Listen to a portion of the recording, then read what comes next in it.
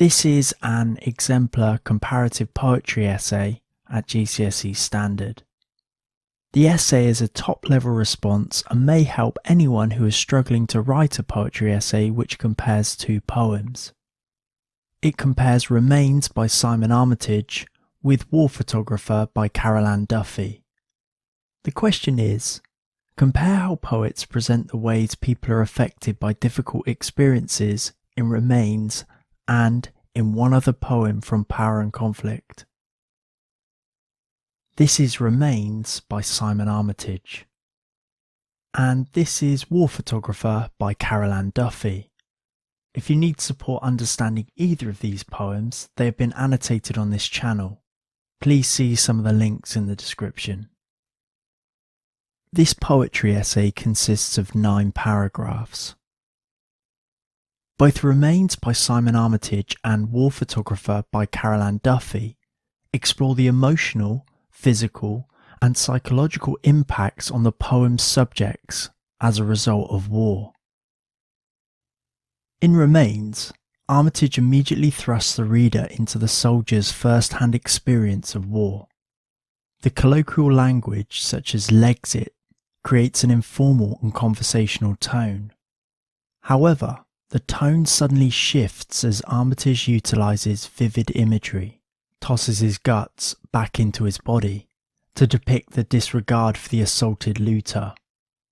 The verb tosses dehumanises the victim's body as it is treated like rubbish.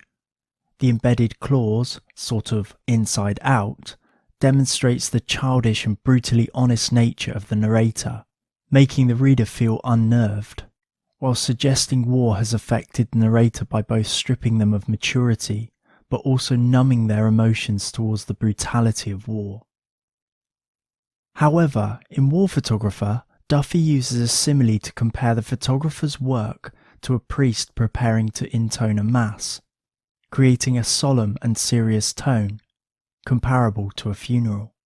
Duffy may have used this technique to imply the photographer regards his job as a necessity and part of the funeral for the fallen.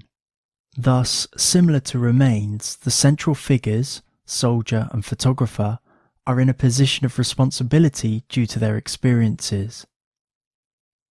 Interestingly, Remains does not have a set rhyme scheme, yet its conversational anecdotal style flows. The poem concludes with a couplet, rather than the previous stanzas which are quatrains.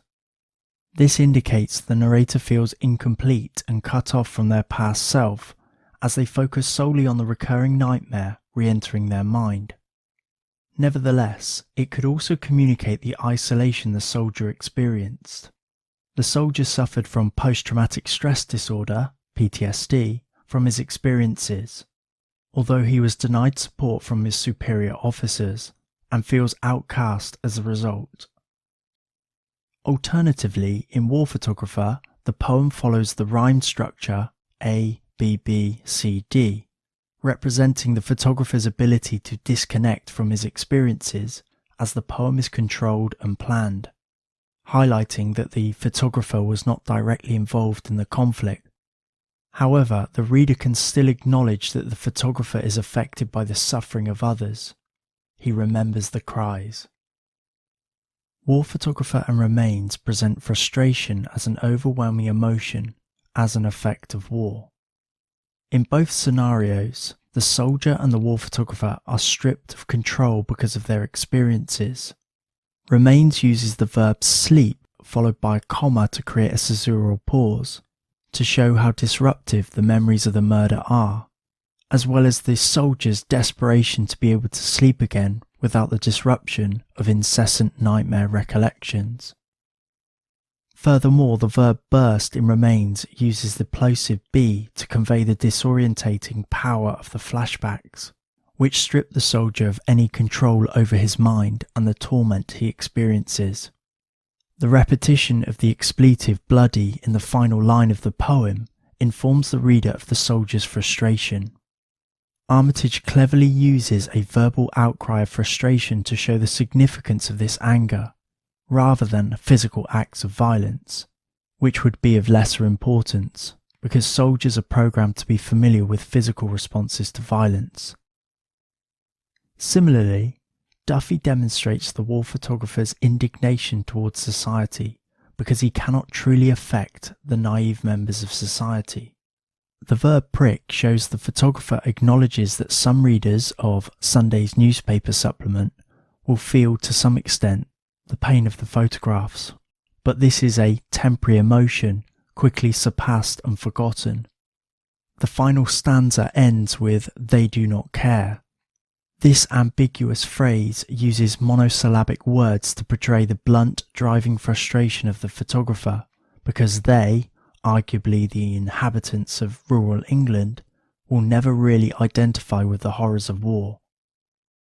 Duffy personifies grass in the line, "all flesh is grass," implying life is temporary, because grass is cut and removed. In addition, all that remains of warfare's death and destruction is nature, grass. In turn, the photographer dehumanizes the people in his photographs. Not only have they been stripped of their identity, half-formed ghost, but of their humanity too. In contrast, in Remains, the soldier sees daylight on the other side. This light imagery could represent, despite the tragedy of this graphic scene, the soldier can picture a glimpse of an afterlife, such as heaven. As a result, Armitage gestures to the humanity of the soldier, who envisages peace for the life he has taken, creating some sense of optimism. If you found this helpful, you may wish to check out some of the links in the description for some other supportive resources, including more exemplar essays.